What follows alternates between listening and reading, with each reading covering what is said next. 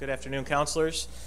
Thank you for giving me the opportunity to present the budget to you all. This is the second year we've done this, and again, I really appreciate the opportunity both to share it with you directly, but also to the community through these chambers and through our live streaming. And I'll start with a thank you. Last year, I had said my goal was to make sure that when the budget showed up in your mailboxes, that there weren't any surprises in there. That was our goal again this year, and hopefully we've accomplished that, although I understand they just showed up in your mailboxes, so you can confirm that. But we did try to get you some advance notice through email over the weekend, so hopefully you've had a chance at least to peek. But I'll start with where we always start, which is our vision. Our vision is for Syracuse to be a growing city that embraces diversity and creates opportunity for all. This vision guides all that we do, and it's important that we start with that. Our objectives. So you all should be familiar with our objectives at this point: to achieve fiscal sustainability, to increase economic growth and neighborhood stability, to deliver city services effectively, efficiently, and equitably, and to provide high-quality constituent engagement and response. We use these objectives to guide our performance management process, our performance management dashboard that hopefully you all have a chance to look at from time to time. And in many ways, we used these objectives to guide our budget planning and our budget actions. So let's start with some budget realities. Our two biggest revenue sources, state aid, municipal aid, is flat this year. Given the challenging state budget this year, it's certainly better than the alternative. Sales tax. Sales tax, as I think you all are aware, exceeded our projections over this past year, and going into next year, we are anticipating a 3% growth rate over what we expect to receive by the end of this fiscal year. Assessed valuation is growing. That's significant. That's an important trend that we saw last year. We saw again this past year, and we hope to continue to see. It's important to note we have in this budget a one-time $1.9 million state payment for Medicare shared services savings. This was the result of a shared service partnership with the school district and the county. So we will take that this year. And it's also important to note that the last tax increase that was approved by this body took place in 2011. So a little bit of foreshadowing there. On the expense side, it's important to note that that going into this next budget year will be the first full year. It will take into account all of the resolved labor contracts. So thanks to all of your support, we were able to agree to 9 labor contracts. And the fiscal impact of those is significant. Worth it, for sure, but significant. Total employee pension and health care costs are up $8.7 million this budget year compared to last. So before we get into some of the specific numbers, I wanted to provide an overview specifically as it relates to key investments that we're making. Oftentimes when we talk about the budget, we talk about it from a deficit position. And I try to remind our team every year that, or every day, that we have we spend approximately $250 million every year. That's real money, and we can make a real difference with it. So with that, we are making some significant investments next year. Number one, and it's timely given the fact that the snow has melted, potholes. We are proposing to bring on an additional 5-person street repair crew to be able to fix more potholes sooner throughout the city. On a related note, we are, as was reported on recently, increasing DPW road reconstruction and resurfacing budget by $500,000 so we can fix more streets. We're estimating that we will be able to complete up to 48 miles of street repair in this year's budget. Harmful algae blooms. As we get into the warmer weather, if the recent previous years are any indication, harmful algae blooms in Skaneateles Lake are going to be a concern. And it's something that we've spent a lot of time focused on, engaging with our partners on, and while we already support the Skaneateles Lake Watershed Agricultural Program, we are proposing to increase that level of support to the tune of an additional $100,000. I can't think of many things more important than protecting the quality of our water supply. We are proposing a new fleet management position as we're looking to ensure that all of our dollars are being spent effectively and efficiently. We believe that there is a lot of room for improvement on fleet management across departments. Some departments do better than others, but the reality is between DPW, police, fire, water, parks, we have a substantial fleet.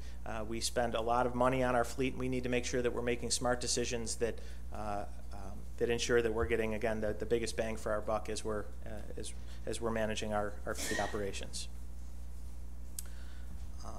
As it relates to our neighborhoods and our economy, you all, thanks to your support, are well aware of our initiative to acquire our streetlight infrastructure and to retrofit our streetlights to LED technology. I'm pleased to report that we have, as you may have seen, we have recently completed negotiations with National Grid. The acquisition process is ongoing and requires a number of approvals, but in the interim we have come to an agreement on a temporary use agreement that will allow the immediate retrofit of the lights to LED technology in the coming weeks. We're very excited about that, in addition to, of course, the smart city capabilities that will come with the smart sensors that we'll be affixing to our lights. An area that I know many of us have spent a lot of time working on over the past year and longer, the issue of violence in our community. And one of the things that we heard loud and clear from the community was that we need to have more opportunities for our young people to spend their time in safe ways and safe places. So we're proposing to dedicate funding to the Southwest Community Center and the Boys and Girls Club specifically to support teen programming to keep more kids off the streets and involved in positive activities. Also related to our Parks Department, Westmoreland Park, again, credit to a number of the counselors for listening to the community and identifying a need in Westmoreland. We have not staffed Westmoreland Park in approximately 5 years, so we're proposing to restore staffing and programming to Westmoreland Park on the city's east side, again, to give kids more options on that side of town. An issue that we hear about in certain neighborhoods, tick and deer management. After many years and again much hard work on the part of many of the counselors, we are prepared to move forward with a deer management program this year. We are working closely with our partners at the state, at the county, and at Cornell Cooperative Extension. So in this year's budget you will see an allocation of $75,000 to advance that management program. That funding will be reimbursed by Onondaga County. And also on the topic of neighborhoods, the land bank. Thanks to the support of the council, the land bank has benefited from funding in recent years. We are proposing to maintain that current funding commitment at $750,000 to ensure the continued stability of our neighborhoods as well as the efficient and effective collection of delinquent taxes here at the city. And finally, also in our neighborhoods, sidewalks, something that we heard loud and clear from all of the counselors during the budget planning process. While we are not yet at a point where we are prepared to introduce a holistic, comprehensive sidewalk maintenance and snow removal program, we are on that path. And in order to move further along that path with about half a winter under our belt with our current sidewalk snow removal pilot program, we're proposing to expand that program. We're going to fund it to the tune of $250,000. As some of you recall, the funding that we used this past year was existing DPW funding that was not specifically allocated for this use. We are going to allocate this specific funding, which is an increase in funding, which will allow us to increase the number of sidewalks that are included in the program and give us a full winter under our belts to really understand the implications of it. But we think that this is, we like what we saw this past winter, and we're excited to expand it with your support. Public safety. We are proposing in this budget to add new classes of both police officers and firefighters. This is critical not only to keep up with retirements, but to ensure that both departments have sufficient capacity to keep our community safe. Also on the topic of public safety, we are fully funding our police body camera program. As many of you are aware, we have benefited from substantial grant funding, both from the state and the federal government, which we are very much appreciative of. But with that technology comes increased staff needs, and because of that, we are increasing funding in the police department to make sure that we can effectively manage the fully funded police body camera program. So now some more of the specific numbers. So I mentioned the total budget, the total operating budget is $252.5 million. It is important to note that the operating expenses, when you take out personnel and healthcare and pensions, is flat for the second straight year.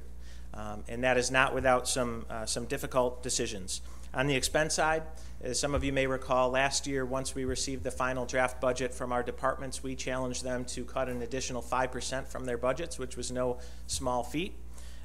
We were able to do that in most departments. This year, while we didn't feel the need to go for 5%, we did still ask them to take an additional 2.5% without impacting services, and again, we believe we were largely successful in doing that.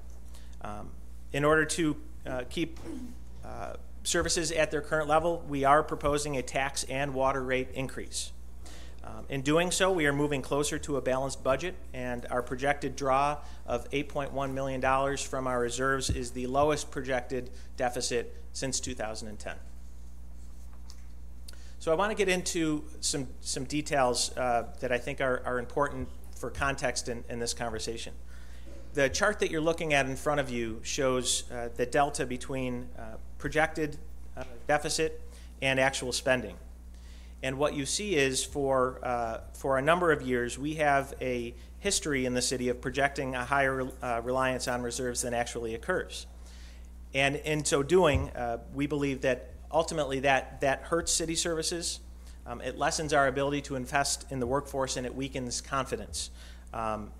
It becomes very difficult to manage our finances with such a significant delta. So the good news is what you're seeing is a trend towards aligning our budget projections to our actuals.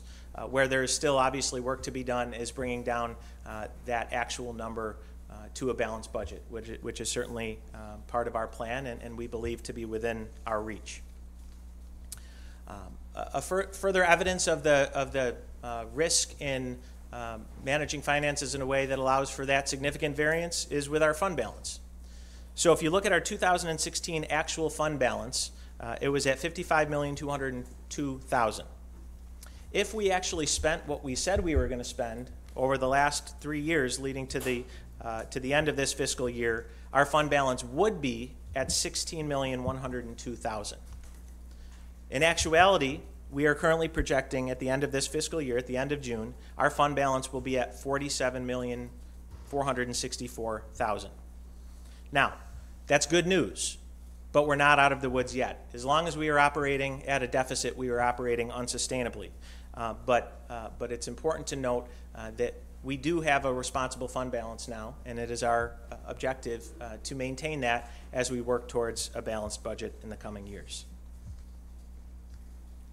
Now again, I want to reiterate, as it relates to the tax and water rate proposal, this is not something that we came to lightly. As some of you recall, we looked very hard at it last year, but ultimately we felt that we would benefit from a year of managing our finances under our belt in order to make sure that when we look in the eyes of our taxpayers and our constituents, that we can assure them that we are spending their valuable tax dollars as effectively and as efficiently as possible. With a year under our belt, we think that now is the appropriate time to propose a tax and water rate increase. As I mentioned earlier, this is the first time since 2011. Again, not something that we took lightly, but as we are looking for additional resources from our partners in government at the county, at the state, and the federal level, it's important that we make difficult decisions, and raising our tax and water rates we believe to be just that, but a responsible one. So what does that mean for the average taxpayer? So we are proposing a 3.5% tax increase. What that will produce for the city is $2.68 million in additional revenue, and we're proposing that it will produce $1.56 million for the school district. The water rate, we are proposing to increase 4%, and that will generate $1.29 million and get us closer to operating within our means with our water fund. The impact on our constituents, on our taxpayers, something I know that is foremost on everyone's minds. So the new proposed rate with a 3.5% increase is $27.56 per $1,000. And we looked at it through a few different lenses. The average sale price of a home in the city of Syracuse is approximately $85,000. So for an average homeowner, they'd be looking at a little over $80 increase annually in their property taxes, along with and this is a conservative estimate, $12 on their water, for a total of $92.20 in terms of an increase in their annual bill to the city. When you look at a $65,000 home, obviously those numbers go down and they go up with $120,000. But again, understanding that it's all relative, we believe that a $1.77 per week increase for the average homeowner is appropriate and responsible. It's also important to note that most people will spend less than the projections for $85,000 home. So again, we think that that's a responsible number. For some broader context, again, we know that we're in Syracuse and we shouldn't put too much stock in other communities, but it is worth noting that even with the proposed tax increase, we will still have the lowest effective tax rate of all major upstate cities and the 10th lowest tax rate among all 62 cities in the state. So Syracuse is still an affordable place to live and will be even with the increase if you approve it. So to recap, department operating expenses are flat for the second straight year. This is the lowest projected reliance on reserves in nearly a decade. We are proposing an increase in tax and water rates. We are not proposing any cuts in staff or services. And we are proposing strategic investments in water, roads, sidewalks, public safety, neighborhoods, and overall economic growth. I think you would all agree that a budget is a statement of our priorities. And I believe, based on our conversations with the counselors and also our constituents, that this budget is an accurate reflection of our collective priorities. Again, we turn back to our vision of being a growing city that embraces diversity and creates opportunity for all.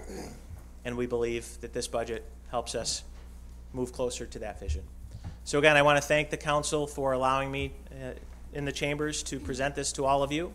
I know that you will have questions, as you should. And we will stand ready to answer everything that we can. We have a number of budget hearings coming up. We are prepared to participate and provide every bit of information that you need in order to make sure that you're effectively representing your constituents and making an informed decision. So thank you again, and I look forward to speaking with you moving forward.